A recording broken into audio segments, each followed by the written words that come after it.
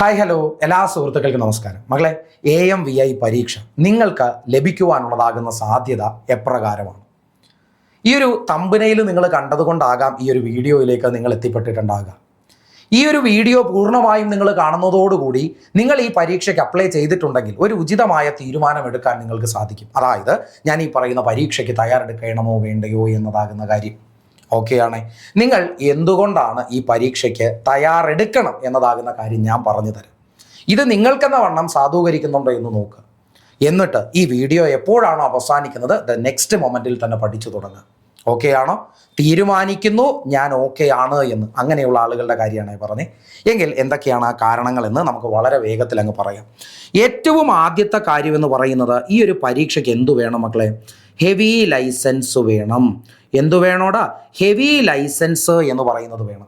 ഈ heavy licence ഉള്ളതാകുന്ന ആളുകൾ ഒരുപാടാകുന്ന ആളുകളുണ്ടോ? ഇല്ല, കുറച്ച് ആളുകളേ ഉള്ളൂ. അതുകൊണ്ട് ഒരുപാടാകുന്ന എണ്ണം ആളുകൾ ഈ പരീക്ഷ എഴുതുന്നില്ല.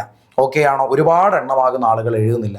2 ലക്ഷവും 3 ലക്ഷവും ഒക്കെ ഉദ്യോഗാർത്ഥികൾ എഴുതുന്ന ഒരുപാടാകുന്ന പരീക്ഷകളുടെ ഇടയിൽ വളരെ എണ്ണത്തിൽ കുറവാകുന്ന ആളുകൾ എഴുതുന്നതായ ഒരു പരീക്ഷയായി ഒന്ന് തെളിഞ്ഞു നിൽക്കുന്ന ഇപ്പോഴത്തെ സാഹചര്യത്തിൽ ഒരു പരീക്ഷ AMVI തന്നെയാണ്. ഓക്കെ ആണ്. ഇനി അതുകൊണ്ട് തന്നെ എണ്ണത്തിൽ ആളുകൾ വളരെ കുറവാണ് എന്ന് പറഞ്ഞു. അതും ഇനി ഒരു ബെനഫിറ്റ്, അതായത് നമ്പർ ഓഫ് ആപ്ലിക്കൻസ്. എന്താ ഞാൻ പറയുന്നത്? ശ്രദ്ധിച്ചു കേട്ടോണം. ഇവിടെ എന്താണ് ഈ പറയുന്ന നമ്പർ ഓഫ് ആപ്ലിക്കൻസ് എന്ന് പറയുന്നത് നമുക്ക് ബെനഫിറ്റഡ് ആകുന്നു എന്ന് ഞാൻ പറയുന്നത്? ശ്രദ്ധയോടുകൂടി ഒന്ന് കേട്ടെ മക്കളെ. കഴിഞ്ഞ തവണ പരീക്ഷ എഴുതിയ ആളുകളുടെ എണ്ണം എന്ന് പറയുന്നത് ഏകദേശം ഒരു 10,700 മുകളിലുള്ള ആളുകളാണ്. ഈ തവണ അത് 9,950 മുകളിലുള്ള ആളുകളുണ്ട്. ഒരു 57 അത്രയൊക്കെ വരുന്നുണ്ട്. കഴിഞ്ഞ തവണ നടത്തിയതാകുന്ന പരീക്ഷയിൽ 156 അഡ്വൈസുകൾ പോയിട്ടുണ്ട്. അതേസമയം ഈ വർഷം നടക്കാനിരിക്കുന്ന പരീക്ഷയിൽ ഏറ്റവും കുറഞ്ഞത് ഒരു 100-ന് മുകളിൽ അഡ്വൈസ് നടക്കാം. പരമാവധിയാകുന്ന വണ്ണം എന്ന രീതിയിൽ നോക്കുമ്പോൾ ഒരു 130ഓളം എന്നൊക്കെ വണ്ണം വരാൻ സാധ്യത ഉണ്ട്. ഓക്കെ ആണോ? വളരെ എണ്ണത്തിൽ കുറവ് ആളുകൾ എഴുതുന്നതും എന്നാൽ വളരെ കാര്യമാകുന്ന രീതിയിൽ അഡ്വൈസ് പോകുന്നതുമായ ഒരു പരീക്ഷ എന്ന വണ്ണം ഒന്നിനെ നിങ്ങൾ തപ്പിയെടുക്കുമ്പോൾ അതിൽ ഏറ്റവും ആദ്യം പരിഗണിക്കാൻ തക്കവണ്ണം ആരുണ്ടാകും? ആ സ്ഥാനത്ത് ഈ പറയുന്ന AMVI പരീക്ഷ ഉണ്ടാകും. അതാണ് അവിടുത്തെ മെയിൻ ആകുന്ന മറ്റൊരു പോയിന്റ്. ഓക്കെ ആണ്. അപ്പോൾ എഴുതിയ ആളുകളുടെ എണ്ണവും അവിടെ കൊടുക്കുന്ന അഡ്വൈസുകളുടെ എണ്ണവുമായിട്ടൊന്ന് കമ്പയർ ചെയ്യുമ്പോൾ ഈ പറയുന്ന AMVI പരീക്ഷ വളരെ വളരെ നമുക്ക് കിട്ടാൻ സാധ്യതയുള്ളതാകുന്ന ഒരു പരീക്ഷയാണ് എന്നും മനസ്സിലാക്കാൻ സാധിക്കും. ഓക്കെ ആണോ? അതായത് ഒന്നുകൂടി ഡീറ്റെയിൽ ചെയ്ത് പറഞ്ഞ, ഇത്തവണ പരീക്ഷ എഴുതുന്ന ഈ പറയുന്ന 9,957 പേരാണെന്നിരിക്കട്ടെ. ഈ പറയുന്ന 156ഓളം ആകുന്ന അല്ലെ ഒരു 150ഓളം ആകുന്ന വേക്കൻസികൾ അവിടെ ഉണ്ടാകുന്നുണ്ട്. ആ 150ഓളം ആകുന്ന വേക്കൻസികളിലേക്കാണ് അഡ്വൈസ് പോകാൻ പോകുന്നത് എന്നൊക്കെയുള്ള കാര്യം പരിഗണിക്കുമ്പോൾ അവിടെ ഒരു സീറ്റ് എന്ന് പറയുന്നത് അല്ലെങ്കിൽ ഒരു അഡ്വൈസ് എന്നത് ലഭിക്കാൻ എന്ന വണ്ണം അവിടെ മത്സരിക്കുന്നതായ ആളുകളുടെ എണ്ണം എന്ന് പറയുന്നത് എത്രയാ മക്കളെ? കേവലം 66 പേര് മാത്രമാണ്. അതായത് ഒരു വേക്കൻസിയിലേക്ക് എന്ന വണ്ണം എത്ര പേർ മത്സരിക്കുന്നുണ്ട് ഈ പറയുന്ന 9,900-ൽ നിന്ന് എന്ന് നോക്കുമ്പോൾ മിനിമം 66 പേരുടെ മത്സരം അവിടെ നടക്കുന്നത്. അതായത് 66 പേരിൽ നിങ്ങൾ ഒന്നാമനായി എത്തിയാൽ മതി. 66 പേരിലെ ഒന്നാമനായി നിങ്ങൾ എത്തിയാൽ മതി. ഏറ്റവും ബേസിക് ലെവലിൽ നിന്നുകൊണ്ട് നോക്കുമ്പോൾ 66 പേരുമായിട്ട് നിങ്ങൾ കോമ്പീറ്റ് ചെയ്ത് നിങ്ങൾ 1-ാം റാങ്കിൽ അല്ലെങ്കിൽ നിങ്ങൾ 66 പേരിൽ ഏറ്റവും ആദ്യം എന്ന വണ്ണം എത്തേണ്ടതാകുന്ന ആവശ്യമേ വരുന്നുള്ളൂ എന്നാണ് മനസ്സിലാക്കുന്നത്. ബാക്കിയുള്ള പരീക്ഷകൾ വരുമ്പോഴോ 100-ന് മുകളിലുള്ളതാകുന്ന എണ്ണം ആളുകൾ ഉണ്ടാകും ഒരു സീറ്റിലേക്ക് വേണ്ടി. അതായത് കോമ്പറ്റീഷൻ വളരെ കുറഞ്ഞതാകുന്ന ഒരു പരീക്ഷയാണ് എന്ന് ഇവിടെ നിന്നാണ് നമുക്ക് മനസ്സിലാക്കാൻ സാധിക്കുന്നത്. അപ്പോൾ 2 കാര്യങ്ങൾ നമ്മൾ പറഞ്ഞു. ഓക്കെ ആണ്. ഇനി മൂന്നാമത്തതായ ഒരു മെയിൻ കാര്യം എന്താണ് എന്ന് ചോദിച്ചാൽ, ജനറൽ PSC ആകുന്ന വണ്ണം നമ്മൾ ചിന്തിക്കുമ്പോൾ ശ്രദ്ധിക്കുമ്പോൾ ഹിസ്റ്ററി, ജോഗ്രഫി തുടങ്ങിയ ഒട്ടനേകമാകുന്ന വിഷയങ്ങൾ നമ്മൾ പഠിച്ച് ആ പറയുന്നതായ വിഷയങ്ങളിൽ നിന്ന് എവിടെ നിന്നൊക്കെ ചോദ്യം വരാം എന്നൊക്കെ നമ്മൾ കൃത്യമാകുന്ന രീതിയിൽ മോക്ക് ടെസ്റ്റുകളൊക്കെ ചെയ്ത് പരീക്ഷയ്ക്ക് അവിടെ ചെന്നിരിക്കുമ്പോഴും ലക്ക് എന്നൊരു ഫാക്ടർ ഉണ്ട്. എവിടെ നിന്നൊക്കെ ചോദ്യങ്ങൾ വരാം എന്ന് നമ്മൾക്ക് പ്രതീക്ഷിക്കാൻ സാധിക്കും. പക്ഷേ ആ സാധ്യത എന്ന് പറയുന്നത് വളരെ കുറഞ്ഞതാകുന്ന അളവിൽ മാത്രമേ സാധിക്കുള്ളൂ. എന്നാൽ ഈ പറയുന്നതായ AMVI പോലെയുള്ള ഒരു പ്രത്യേകമാകുന്ന ഒരു ടെക്നിക്കൽ വിഭാഗം പരീക്ഷയാകുമ്പോൾ ആ പരീക്ഷയ്ക്കകത്ത് ചോദിക്കുന്ന സബ്ജക്റ്റുകളുടെ എണ്ണം വളരെ ലിമിറ്റഡ് ആണ്. അതുമാത്രമല്ല, ആ പറയുന്നതായ ഓരോ സബ്ജക്റ്റിൽ നിന്നും ഏതൊക്കെയാകുന്ന ഭാഗത്തു നിന്നും ചോദ്യങ്ങൾ പ്രതീക്ഷിക്കാമെന്നാണോ സിലബസിൽ ഉൾക്കൊള്ളിച്ചിട്ടുള്ളത്, ആ ഭാഗത്ത് നിന്ന് ഷുവർ ക്വസ്റ്റ്യൻസുകൾ ഉണ്ടാകും. ഓക്കെ ആണോടാ? എന്തുണ്ടാകും? ഷുവർ ക്വസ്റ്റ്യൻസുകൾ ഉണ്ടാകും. അതായത് പ്രഡിക്ഷൻ ലെവല് എന്ന് പറയുന്നത് ജനറൽ PSC ആകുന്ന വണ്ണമല്ല, അവിടെ കുറച്ചുകൂടി ഷുവർട്ടി ലെവലുണ്ട്. ഓക്കെ ആണോ? നമുക്ക് പ്രഡിക്റ്റ് ചെയ്യാൻ പറ്റും കുറച്ചുകൂടെ കാര്യമാകുന്ന രീതിയിൽ. ഇനി പ്രഡിക്ഷൻ കറക്റ്റ് ആകുന്ന വണ്ണം നടക്കണം എന്നാണെങ്കിൽ നമുക്കവിടെ MCQസുകളാകുന്ന ആളുകളെ പ്രാക്ടീസ് ചെയ്യേണ്ടതുണ്ട് വളരെ കാര്യമായി. അതുപോലെ തന്നെ മോക്ക് ടെസ്റ്റുകളാകുന്നത് അറ്റൻഡ് ചെയ്യേണ്ടതുണ്ട് വളരെ കാര്യമായി. ഈ MCQ എന്ന് ഉദ്ദേശിക്കുന്നത് പ്രീവിയസ് ഇയർ ക്വസ്റ്റ്യൻസുകളെ കൂടിയാണ് എന്ന് നിങ്ങളൊന്ന് മനസ്സിലാക്കേണ്ടതുണ്ട്. അപ്പോൾ വളരെ കുറച്ചാകുന്ന കാര്യങ്ങൾ മാത്രമേ കമ്പയർഡ് ടു ബാക്കിയുള്ള പരീക്ഷകൾ ഇവിടെയുള്ളൂ. ബാക്കിയുള്ള പരീക്ഷകളുമായി നോക്കുമ്പോൾ ഇവിടെ കുറച്ച് കാര്യങ്ങളെ പഠിക്കാനുള്ളൂ. അതുമല്ല, കുറച്ച് ഷുവർട്ടി ലെവൽ ഓഫ് ക്വസ്റ്റ്യൻസ് കാര്യമായിട്ട് നമുക്ക് ഇവിടുന്ന് കിട്ടുന്നുണ്ട്. ഇതാണ് മൂന്നാമത്തെ കാര്യം എന്ന് പറയുന്നത്. പഠിക്കാനുള്ളതാകുന്ന ഒരു മൈൻഡ് സെറ്റ് മതി, കൃത്യമാകുന്ന ഒരു സ്ട്രാറ്റജി മതി, അത് കൺസിസ്റ്റന്റ് ആയിട്ട് തുടരാനുള്ളതാകുന്ന ഒരു ലെവൽ ഓഫ് പേഷ്യൻസ് മതി നിങ്ങൾക്ക്.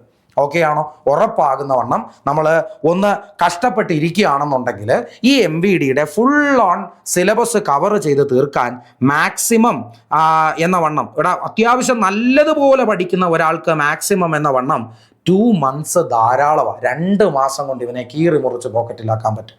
ആവശ്യത്തിൽ കൂടുതൽ സമയം ഇനിയും കിടപ്പുണ്ട് ഈ ഒരു പരീക്ഷ എന്നത് വരാനായിട്ട്. അതായത് ഈ 2 മാസം എന്ന് പറയുന്നത് നമുക്ക് വലിയൊരു ടൈം ആണോ എന്ന് ചോദിച്ചാൽ അതെ. എന്നാൽ ആ 2 മാസം കഴിഞ്ഞ് വീണ്ടും നമുക്ക് ഈ പറയുന്ന റിവിഷനുകളും റിവിഷനുകളും ഒക്കെ നടത്താനുള്ള സമയം കൂടി നമുക്ക് ഇപ്പോൾ തുടങ്ങിയ അവിടെ ഉണ്ട് എന്നുള്ളൊരു കാര്യം കൂടി മനസ്സിലാക്കുക. ഓക്കെ ആണോ? അടുത്തതായ 4ാമത്തെ കാര്യം എന്താണ് എന്ന് ചോദിക്കുമ്പോൾ ഇവിടെ പ്രധാനമായിട്ടും പറയാനുള്ളതെന്ന് പറയുന്നത് ഇത് തന്നെയാണ്. More vacancies. എന്തുണ്ടടാ? വേക്കൻസികൾ ഒരുപാടാകുന്ന വണ്ണമുണ്ട്. ഇപ്പോൾ ഞാൻ ഒരു പരീക്ഷ എഴുതുകയാണ്. ഇപ്പോൾ ഉദാഹരണത്തിന് ഒരു ഡയറി ഫാം ഇൻസ്ട്രക്ടർ എന്ന് പറയുന്ന ഒരു ടെക്നിക്കൽ പരീക്ഷ ഈ അടുത്തു തന്നെ വിളിക്കാൻ പോകുന്നുണ്ട് PSC. ശരിയല്ലേ? ആ പരീക്ഷയ്ക്ക് കഴിഞ്ഞതിൻ്റെ അങ്ങേ തവണ നടന്നതാകുന്ന പരീക്ഷയിൽ കുറച്ചധികമാകുന്ന ആളുകൾക്ക് നിയമനം ലഭിച്ചിട്ടുണ്ട്. എന്നാൽ അത് പ്രതീക്ഷിച്ചുകൊണ്ട് കഴിഞ്ഞ തവണ പരീക്ഷ എഴുതിയതാകുന്ന ഉദ്യോഗാർത്ഥികൾ, അവരുടെ കാര്യം നിങ്ങളൊന്ന് ശ്രദ്ധിക്കുക. അവിടെ 70 ചില്ലുവാനമാകുന്ന അല്ലെങ്കിൽ 70ന് ക്ലോസർ റേഞ്ചിലോ ആകുന്ന ഒരു നിയമനം മാത്രമേ ഈ തവണ നടന്നിട്ടുള്ളൂ. കഴിഞ്ഞ തവണത്തതുപോലെയാകുന്ന ഒരു നിയമനം, കഴിഞ്ഞതിൻ്റെ അങ്ങേ തവണയുള്ളതാകുന്ന ഒരു നിയമനം ഈ തവണ നടക്കുന്നില്ല, കഴിഞ്ഞ തവണ നടക്കുന്നില്ല. ഓക്കെ ആണേ? അപ്പോൾ ഒരു 70 ചില്ലുവാനമാകുന്ന നിയമനങ്ങളൊക്കെ അവിടെ വരുന്നുള്ളൂ. ആ പരീക്ഷ എഴുതിയ ആളുകളുടെ എണ്ണം എന്ന് പറയുന്നത് ഏകദേശം ഒരു 90,000, ഒരു 1,00,000 ആ ഒരു ക്ലോസസ്റ്റ് റേഞ്ചിനകത്ത് നിൽക്കുന്ന അത്രയും എണ്ണം ആളുകളാണ്. അപ്പോൾ 1,00,000-ഓളം പേര് എഴുതിയിട്ട് 70 അഡ്വൈസ് പോയി എന്ന് പറയുന്നതും ശരിയാണ്. 70 അഡ്വൈസ് പോയി എന്ന് പറയുന്നതും ഈ പറയുന്ന 10,000 സംതിങ് ആളുകൾ എഴുതി അല്ലെങ്കിൽ ഒരു 50,000 സംതിങ് ആളുകൾ എഴുതി അതിൽ നിന്നൊരു 100 മേളിലേക്ക് എന്ന വണ്ണം അഡ്വൈസ് പോകുകയും ചെയ്യുക എന്ന് പറയുന്ന ഒന്ന് താരതമ്യം ചെയ്ത് നോക്കേ. ദ ബെറ്റർ വൺ എന്ന് പറയുന്നത് എപ്പോഴും ആരായിരിക്കും? ഈ പറയുന്ന AMVAയുടെ പരീക്ഷ തന്നെ ആയിരിക്കും. ഓക്കെ ആണോ? ഇനി മറ്റു പരീക്ഷകളുടെ പോലെയുള്ള മറ്റ് തസ്തികകളുടെ പോലെയുള്ളതാകുന്ന പ്രൊമോഷൻ സാധ്യതകളൊക്കെയും മറ്റാകുന്ന രീതിയിൽ നമ്മൾ മറ്റാകുന്ന പോസ്റ്റുകളെ കമ്പയർ ചെയ്ത് നോക്കുമ്പോൾ അതേ രീതിയിൽ തന്നെ നമുക്ക് ഇവിടെയും എന്ത് ചെയ്യുന്നുണ്ട്? അപ്ലൈ ചെയ്യാൻ സാധിക്കുന്നുണ്ട്. അതുമാത്രമല്ല, ഇതൊരു ഡിഗ്രി ലെവൽ പോസ്റ്റ് കൂടിയാണ്. നിങ്ങൾ എഞ്ചിനീയറിംഗ് വിഭാഗത്തിൽ നിന്ന് വരുന്ന ആളുകളാണ്, അത് ഡിപ്ലോമ ലെവലായാലും MTech ലെവലായാലും BTech ലെവലായാലും എന്നിരിക്കട്ടെ. പഠിച്ച മേഖലയിൽ തന്നെ ഒരു ജോലി ലഭിക്കുക എന്ന് പറയുന്നതിനേക്കാൾ കവിഞ്ഞ് മറ്റൊരു സന്തോഷം നമുക്കുണ്ടോ കിട്ടാനായിട്ട്? ഇല്ലല്ലോ. അതുകൊണ്ട് അവനെ കൂടി നിങ്ങളുടേതാകുന്ന ആ ഒരു മൈൻഡ് സെറ്റ് കൂടി ഇങ്ങോട്ടേക്കൊന്ന് കൊണ്ടുവരിക. നിങ്ങളുടെ ആഗ്രഹം, നിങ്ങളുടേതാകുന്ന ആ ഒരു വിഷൻ കൂടി ഇവിടേക്ക് കൊണ്ടുവരിക. ഇനി നമുക്ക് 5ാമത്തേതാകുന്ന ഒരു പ്രധാനപ്പെട്ട കാര്യത്തെക്കുറിച്ച് പറയേണ്ടത് പ്രീവിയസ് ആകുന്ന കട്ട് ഓഫ്. ഓക്കെ ആണോടാ? പ്രീവിയസ് ആകുന്ന കട്ട് ഓഫ് എന്ന് പറയുന്നത് ഈ ഒരു പരീക്ഷയ്ക്ക് 59 പോയിന്റ് എന്തായിരുന്നു ഒരു ചില്ലുവാനം. ഏകദേശം എൻ്റെ ഓർമ്മ ശരിയാണ് എന്നാണെങ്കിൽ ഒരു 6-7 സംതിങ് ആയിരുന്നു. അത് നമുക്ക് അപ്രോക്സിമേറ്റ് ചെയ്ത് 60 മാർക്സ് ആണ് കട്ട് ഓഫ് എന്നങ്ങ് പറയാം. ഓക്കെ ആണോ? 60 മാർക്കാണ് കട്ട് ഓഫ് എന്ന് പറയാം. നിങ്ങളൊന്ന് ആലോചിച്ച് നോക്കേ.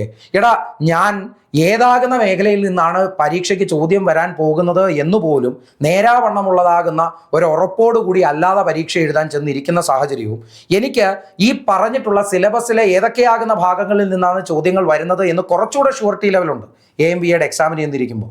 അവിടെ ആ ജനറൽ PSC എന്ന് പറയുന്ന ഭാഗത്ത് വാങ്ങിക്കുന്ന മാർക്കിനേക്കാൾ കുറച്ചുകൂടി കൂടുതലാകുന്ന സ്കോറിംഗ് നിങ്ങൾക്ക് എവിടെ നടക്കും? ഈ പറയുന്നതായ AMVI പരീക്ഷയിൽ നടക്കും. ഓക്കെ ആണോ? AMVI പരീക്ഷയിൽ നടക്കും. അങ്ങനെ വെച്ച് നോക്കുമ്പോൾ ഈ 60 എന്ന് പറയുന്നത് ഒരു വലിയ കട്ട് ഓഫ് ഒന്നും അല്ല. 60 എന്ന് പറയുന്നത് വലിയ കട്ട് ഓഫ് ഒന്നും അല്ല. ഓക്കെ ആണോ?